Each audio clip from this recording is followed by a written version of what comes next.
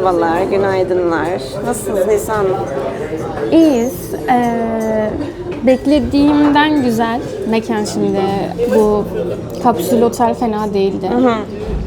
Ama bir yorumda şey demişti, yazın çok sıkıntı olur demişti. Gerçekten yazın, hani şu aralar hava fena değil. Evet. Ama yazın çok sıkıntı olur, çok sıcak olur. İnanılmaz sıcak olur. Havalandırması tam yeterli değil. Değil. Ama konforlu. Şimdi benim konforlu. yurttaki yatağımdan daha rahat. Kesinlikle daha rahat ettik. Ben güzel uyudum. Hiçbir sıkıntı yok. Ama dediğin gibi yazın çok sıcak olur. İnanılmaz havasız olur.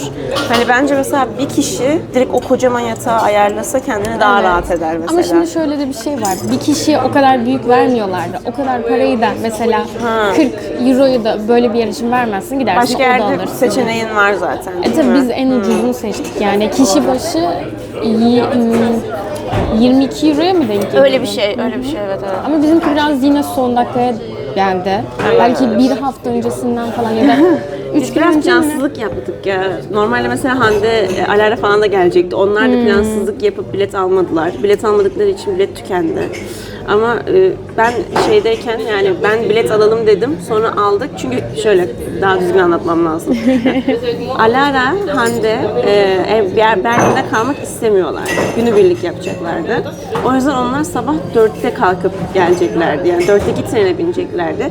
Biz de dedik ki biz bir gün kalmak istiyoruz. O yüzden sabah 4'teki trene binip Gitmemizin gelmemiz bir anlamı yok. mantıksız. O yüzden biz de 7.43 trenine binip gelelim. Zaten 4'te binersen sabah 7'de mi ne varıyordun? Burası çok uzak değil, 3 saat falan oluyor. Ve hani çok zor gerçekten bitirmek için günü. Evet, aynen öyle. Yani biz de o kadar çok hani zaten kalacağız diye erken gitmeyelim diye biz biletimizi ayrı aldık. Alara'larla, Ebrar diyorum. Alara ve Hande ile. Ya Biletimizi da ayrı- alamadık. Ya Onlar alamadılar. alamadılar. Ya onlar alamadılar işte aynen. Yani ayrı ayrı aldığımız için, farklı biletleri alacağımız için onlar bilet alamadılar. Biz aldık, biz geldik. Öyle Yani bir durum oldu. bu Berlin tatilinde şimdi 2 gün geçirdik. En pahalısı, nasıl diyeyim, en çok para harcadığımız şey gidiş geliş bence. Otelden bile daha çok gidiş geliş harcadık. Çünkü son dakika olunca fiyatlar 2 katına çıkıyor. Yani 600 Çek kronu vereceğimize mesela 1200 Çek kronlu trenler falan var. Evet. Bir de transferli değildi. Yani iyi. transferliydi. Ha evet, evet. transfersiz 4 kere tren falan yoktu. transfer ediyorsun. Ya, Yani çok korkunç. onunla da uğraşamayız, anladınız mı? Ya işte sonra ertesi sabah trene bineceğiz, geleceğiz. Gece benim aklıma şey geldi. Dönüş biletini almadık. Dönüş biletine baktık.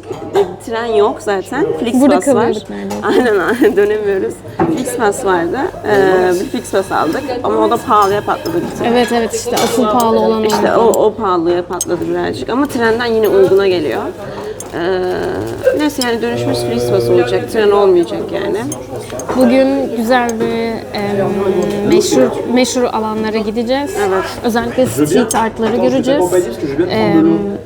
Asla Tuba'yı zorla götürmüyorum. Alakası yok. Tamamen sanat sepet. Tamamen sanatta çok ilgim var. Aynen öyle, Bu arada aynen. gerçekten ilgim var. Evet, Galeri, süper. mesela galeri gezmekten çok zevk aldım dün.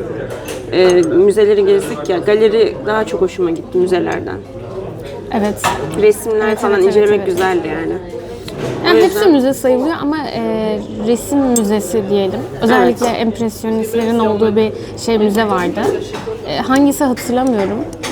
İkinci gittiğimiz neydi ismi? Altes Galeri. Altes miydi? Evet. O tamam işte Eski. o daha şey. Eğer çok böyle sanatla böyle bir ilginiz yoksa ama yine de güzel şeyler görmek istiyorsanız orası güzel. Bu arada bence sanatla ilgisi olmayan, şey yapmayanların bir günü yeter Berlin'e. Çünkü müzeleri gezmeyeceksin diyelim ki. 12 Hele euro vermek sokak sanatıyla çok istemiyorsun. ilgisi yoksa zaten Berlin sokak sanatının Ya belki yeri. sokaklarda fotoğraf falan çekinecektir. Okey. Sokakları gezersin zaten. Ondan sonracıma böyle meşhur yerleri de gezersin. Gayet okey. Ama müzelere gitmek istemiyorsan bir günde biter Berlin. Aynen. Aynen. Yani biz müzeleri gezdiğimiz için bir tık daha uzun sürecek. Bugün de çok rahat bir şekilde gezeceğiz. Yani böyle acele etmemize, şey Ama yapmamıza hiç gerek yok. diyorlardı, 3 gün işte zor yeter falan diyordu. Alakası yok. Ama bunu bir resime okuyan başka bir arkadaşımız söylüyordu ve o arkadaş müzelerde belki hani daha Biz bir çok saat vakit bir saat geçirmiştir. geçiriyorsak o hani çizim falan yapıyor. 3 saat falan geçiyor ve şey diyor da ben yetiştiremiyorum Nisan. Yetmiyordu ona 3 saat bile Ama bu bize de. arada ben kalsam Berlin'de bir hafta kalırım. Çok zevkli bir yer. Ben Berlin'i çok beğendim. Yapılacak çok şey var. İnsanları tatlı. Büyük, güzel bir şehir.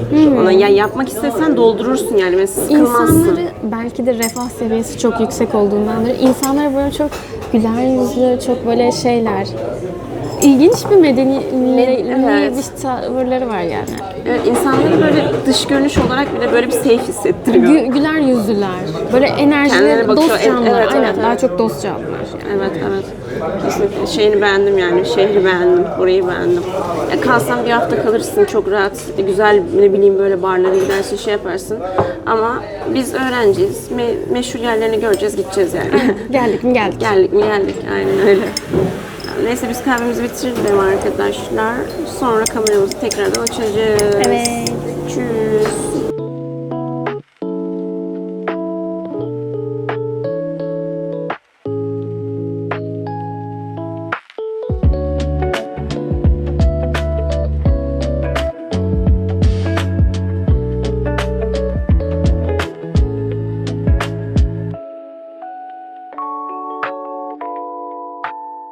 Evet arkadaşlar kahvaltı mekanımıza oturduk.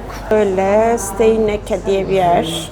Ben böyle ekli bir sandviç gibi bir şey aldım. Yanına çay. 6.39 ödedim. 6.39 euro. Hanımefendiciğim de aynı şekilde ek sandviç aldı ve yanına cappuccino aldı. Siz 7 bilmem 7.20 mi 14 mi evet ne ödedim? hiçbir şey anlamadık. Mantığı ben. anlamadık. Yani benim anladığım şeydi en azından Sandviçin yanına 50 sente içecek almaktı. Aynen. Evet öyle ama yazıyor çünkü. nedense ikimiz farklı aldığımız için farklı şeyler oldu. Evet yine uygun bu arada. Aynen. Yani ben 7 euro bir sandviç artı cappuccino yani 350 lira. Evet. Fena bir değil. Evet fena değil. Şimdi kahvaltımızı yapacağız. Aynen. Afiyet olsun hanımefendi. Arkadaşlar biz şimdi kapının oraya dün gece geldiğimiz yere tekrar geldik yolumuzun üstü diye. Buraya böyle şey meydan daha kalabalık tabii ki de. Böyle örgüden bir şeyler yapmışlar. Sebebini bilmiyorum. Tatlı gözüküyor, rengarenk. Çiçeklerin gücü gibi barış, birlik veya çevresel farkındalık temalı toplumsal sanat projelerinden biriymiş bu. Yani dayanışmayı ve bir arada yaşamayı simgelermiş. Bahsetmiştik kapıda bu Berlin Duvarı ile ilgili propagandalar, işte kutlamalar falan yapılıyor demiştik ya. Burada da artık birleşmenin sembolü aynı zamanda. Süper, hadi ilerleyelim. Evet, Yahudi anıtına geldik. Şöyle birazdan da ayrıntılı göreceğiz. Nisa bize anlatacak Yahudi Küçük bir anıtını. anlatalım. Azıcık içeri geçelim. Buranın şöyle burada 6 milyon Yahudinin anısına tasarlanmış oturalım, burası. evet. Oturmamız doğru mu? Oturuyor insanlar. Okey, oturalım. Evet. Manzara karşısında okuyayım. Bu küplerin her birisi biraz benzer gözüküyormuş ama her birisi farklı yüksekliklerdenmiş. Aslında buradan da anlıyoruz. Her birisi farklı yükseklikte. Aslında zemin düz değilmiş. Değil evet. Yürüdükçe aşağıya doğru iniyormuşuz. Koridorlar darlaşıyormuş ve yön hissini kaybediyormuşuz. Göreceğiz. Şimdi Almanya'da zamanında bir soykırım yaşanıyor Yahudilere karşı. Bu yüzden Almanya'nın çoğu yerinde Yahudilere adanmış birçok anıt görebiliriz. Her şehrinde zaten. Bence Berlin'de de zaten daha fazladır. Bu da o anıtlardan birisi. Ve Onların anısını bu yapmış. da daha modern bir tasarım sanırım. Okey, gezebiliriz. Aynen. Şimdi bu biraz suç gibi bir şey ya. Heykel gibi bir şey uygun görünmemiş. Sanki kahramansı bir vibe vermemek için. Biraz daha soyut ve rahatsız edici olmasına. Bayağı dalgalı yollar. Evet. Daha rahatsız edici olmasıymış. Evet. Huzursuz hissetmemiz için. Evet, Ve çok huzursuz hissediyorum ilginç. şu an.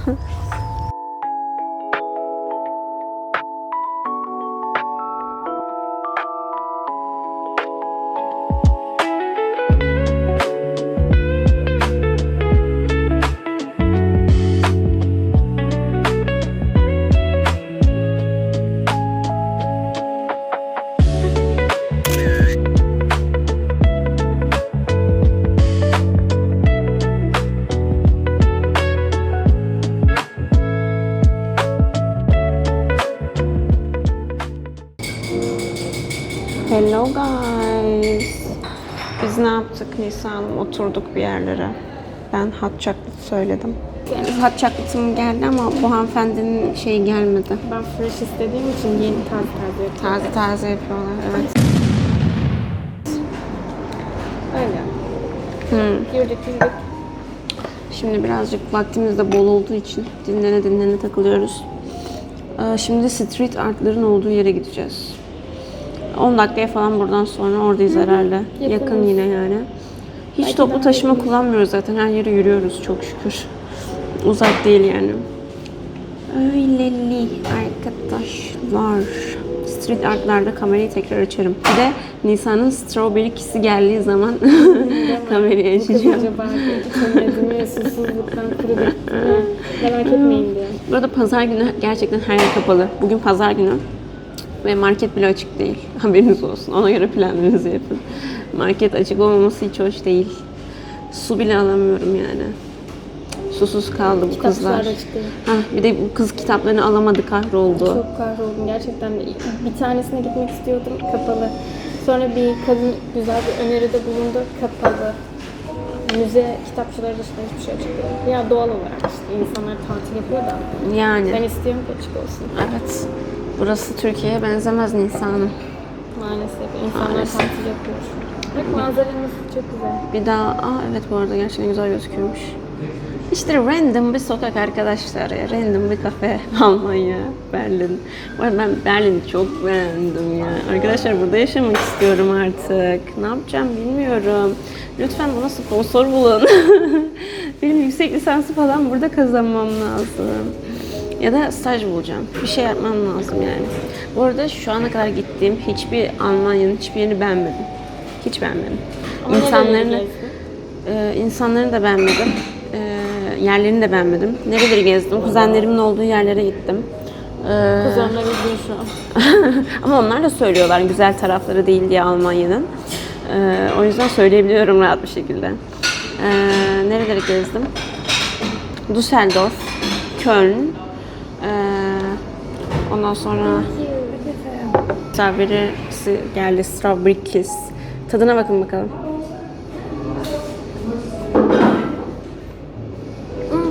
Çok güzel. Çilek ve yoğurt karışımı. Afiyet olsun canım. Yani ben sol taraf doğu mu batı mı oluyor? Batı oluyor tabii ki de. Batı taraflarını gezdim yani Almanya'nın. Düsseldorf, Köln, bir yer daha gezdim ama unuttum. Şimdi bir de Miray ve Öykü geldiği zaman Münih'e gideceğiz. Ama Münih'i de Berlin kadar beğeneceğimi düşünmüyorum. Sence Berlin mi daha iyi, Münih mi? Münih'te ben sadece sahili gezdiğim için yorum yapamıyorum. Tamam. Etraf olarak zaten.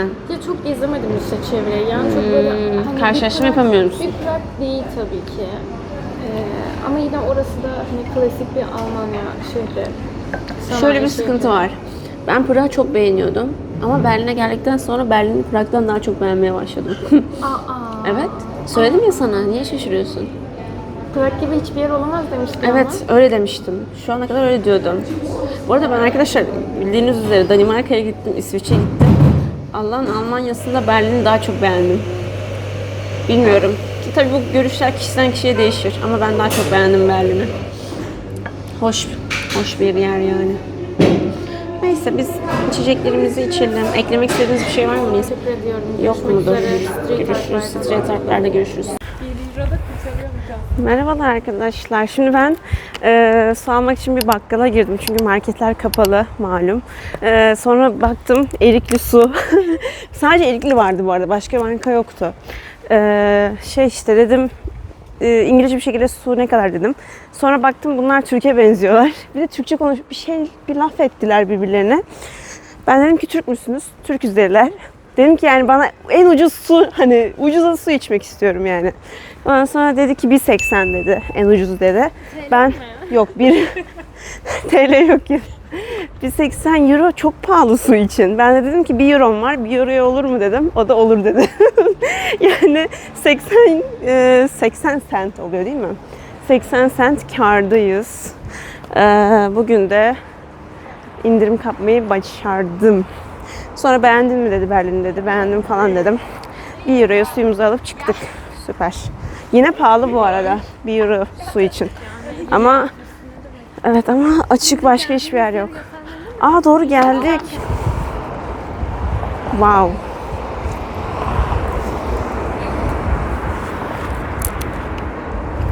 Şimdi street art'ların olduğu yere geldik.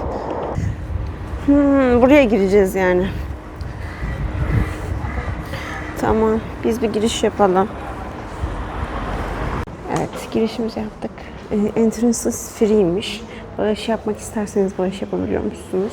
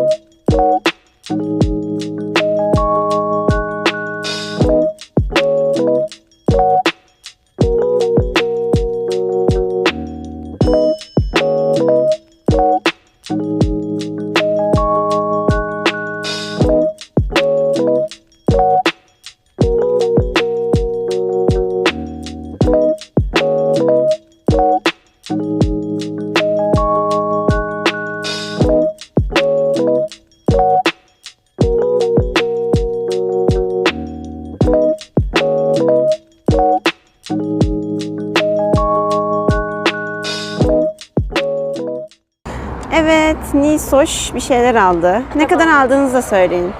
25 euro arkadaşlar. Duvar sanatçısı hakkında. Ben aynı zamanda duvar sanatıyla ilgileniyorum. Mural'la Evet. ilgileniyorum. O yüzden dedim ki illaki eğer ki Berlin'e geldiysem bir kitap almam gerekiyor. Bir tane daha kitap vardı. Onda gönlüm kaldı ama 60 euroydu. Yapacak bir şey yok. Maşallah.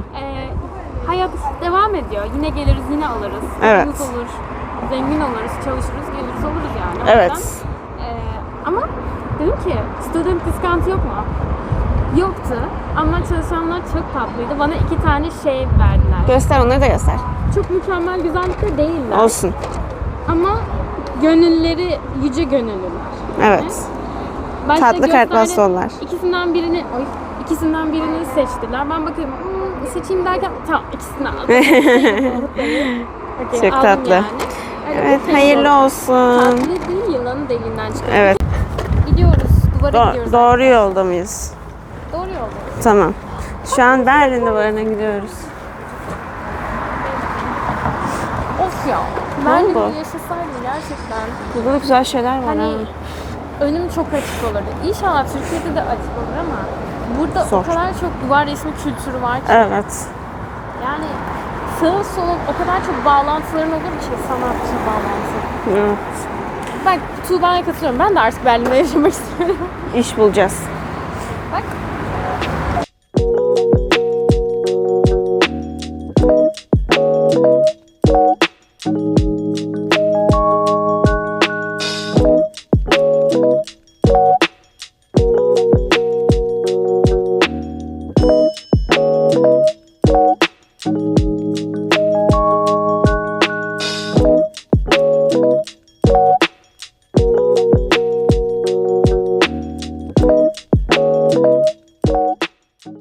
Arkadaşlar köprünün altında böyle bir şey gördük.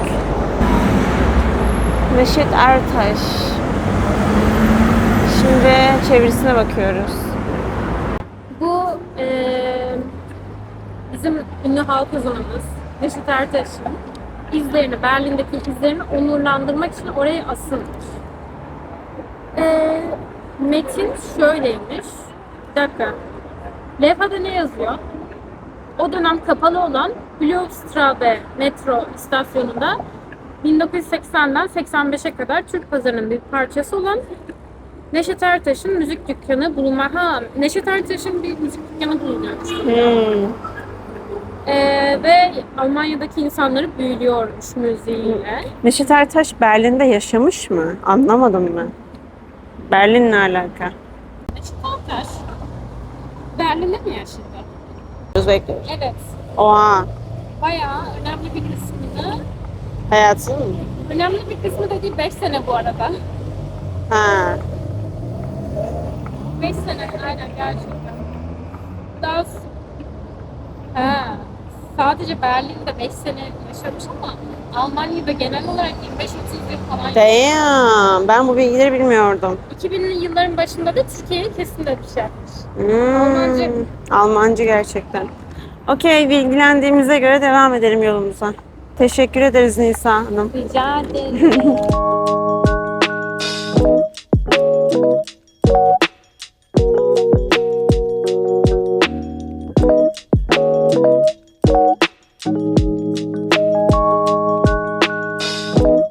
Arkadaşlar Türkiye alanına geldik. Şurada İstanbul Supermarket var. Şurada Gecekondu var. Bir saniye. Gecekondu yazıyor orada. Şurada İş Bankası var. Şurada cami var. Şimdi Nisa'da namaz kılacak. Başka Türkçe bir şey Reis Lab. Reis Lab. Pilavcı var, midyeci var. Burası Türk mahallesi anladığım kadarıyla. Her yerde Türk de var.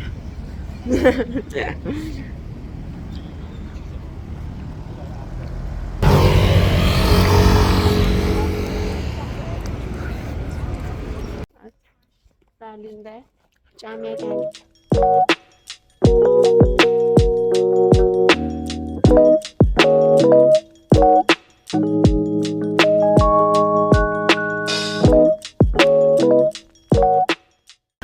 Merhaba Nisa Hanım. Küçük Türkiye'miz hakkında ne düşünüyorsunuz? Çok güzel. Evet. Türkçe duymayı asla garipsemiyorsun. Ben garipsiyorum. Bu kadar çok duymayı garipsiyorum. Mesela Türkler takılıyorlar, kapalı teyzeler böyle tatlış arkadaş grupları. Evet, böyle amcalar çekirdek çitleyerek böyle yolda yürüyorlar falan böyle. Herhangi bir keçi öğren.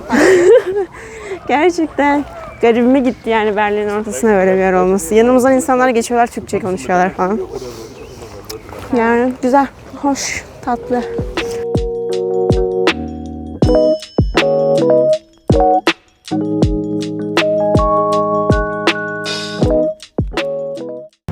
Arkadaşlar siz bizim gibi yürümeyin. Artık yürüyemiyorum. Yürümeyin arkadaşlar, toplu taşıma kullanın. Ya da scooter kiralanabilir aslında. Bisiklet de kiralanabilir. Ama biz korkak insanlarız. O yüzden. Ki bu trafiği bilmiyoruz. Şimdi çarparlar.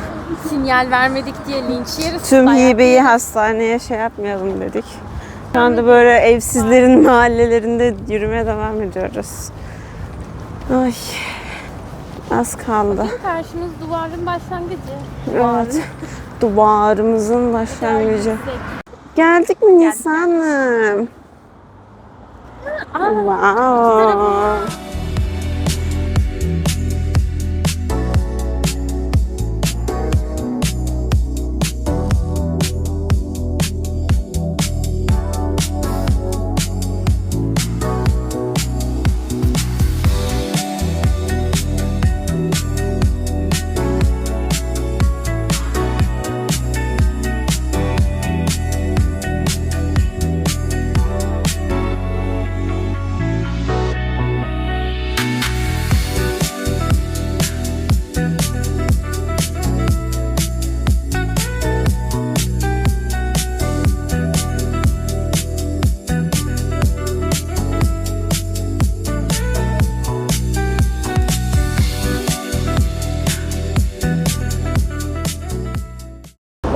Çok şükür bulduk.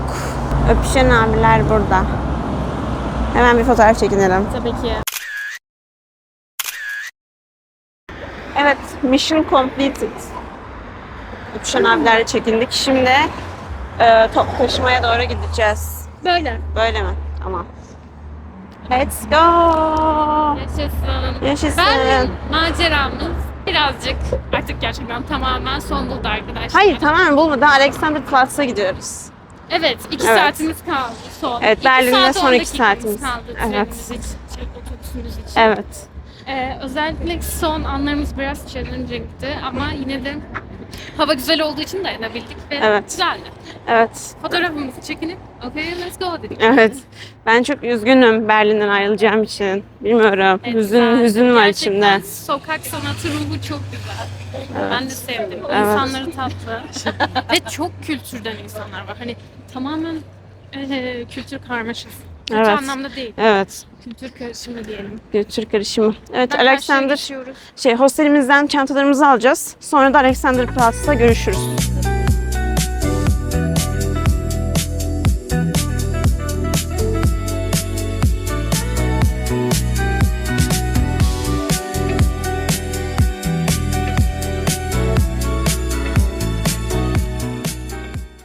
Hello guys, biz Alexanderplatz'a geldik.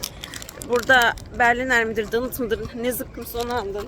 Ben çok aldım. o Canım da- tatlı çekti. Sabahtan beri yiyememişim kardeşim yani. Dedim ki ver sar abla hepsini sar. Bu arada özür dileriz, mikrofonumuzun şarjı bitti. O yüzden sesimiz önceki videolara göre kötü çıkabilir ama dayanacaksınız artık. Zaten bitti artık, yani gezi bitti. Aynen şarjımız da bitti. Evet, şimdi meydana doğru yürüyoruz. Şöyle biraz göstereyim. Şöyle. Sabah burası daha kalabalık olur da biz akşam geldik tabii ki de. Gel devam edelim. Başlattın mı? Başlattım. Arkadaşlar merhabalar. Burası meydanımız. Burada gördüğünüz gibi TV kulesi. Falan senin. Pardon uzaklaştığında manzarayı göstereyim diyordum. Baştan anlat hanımefendi. Baştan mı anlatayım? Evet çünkü uzaklaştığında da Yani işte meydan burası. Alexanderplatz meydanı. Burada geceleri bazen eğlenceler falan oluyor ama bu gece yok anladığım kadarıyla. TV ünitemiz. Burası meşhur. Böyle bir yer, güzel bir ortam var yani. Bu kadardı. Burası da bu kadar. Başka hiçbir olay yok.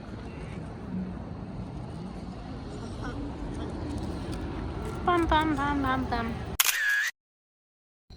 Arkadaşlar biz gidiyoruz. Yanlış yöne mi gidiyoruz?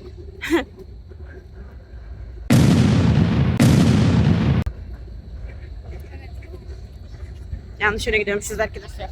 Bir kere önünden geçmek. Ben üzülüyorum. Sen mi beni buna itiyorsun? Bilmiyorum. Neyse. Güzel bir Berlin turuydu bence.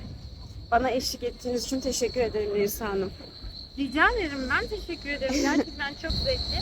Güzel geçti gerçekten. Yani her şeye rağmen hani her şeye rağmen aslında 1,5 saatlik. Her şeye rağmen. Neyse. Arkadaşlar siz olun, toplu taşıma kullanın. Evet ya. 1,5 saat yürümeyin Çok ya. mutluyduk başta. Hiç gerek yokmuş. Ne gerek var? Havamız zaten çok Zaten güzel. yürüyoruz işte, ne Aynen. güzel. Avrupa zaten yürüyerek gezilir falan ama Hani bir süreye kadar gerçekten güzeldi. Havamızın iyi olması gerçekten iyiydi. Ama bir saate geçtikten sonra o yol bakın olmuyor. maksimum yarım saat yürünmesi gerekiyor. Maksimum yarım saatlik yol. Hani sonrasında bence kesinlikle toplu taşıma ve o kadar pahalı değil. 2 saatlik için Bir saat geçince. 2 saatlik için ne verdik? 4 euro verdik Dört kişi ya, başı. aynen. Bence Bu arada kontrol etmiyorlar. Bence almayın.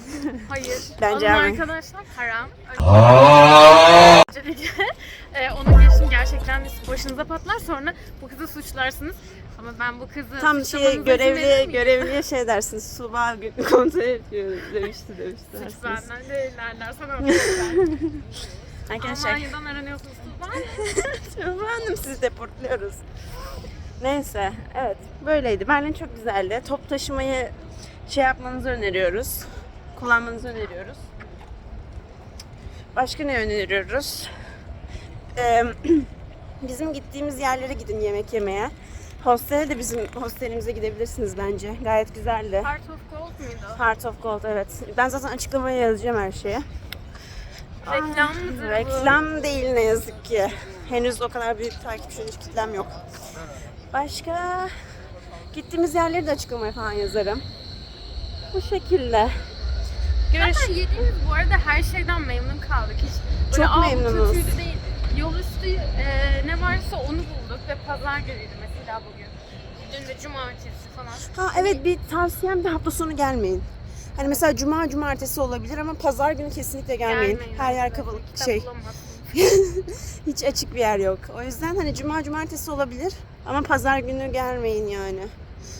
Ve ben de bence hani 2 gün gayet okey Berlin için. Hatta hani vaktiniz ve paranız varsa daha uzun kalmanız daha keyifli olabilir Berlin'de. Böyle bir gece böyle barda takılsanız atıyorum. Ne bileyim bir gece arkadaşlar falan gidirseniz çok gayet keyifli bir ortam olur. Neyse o zaman ne diyoruz? Görüşürüz diyoruz. Bizi izlediğiniz için teşekkür ederiz. Umarım keyif almışsınızdır. Bay bay.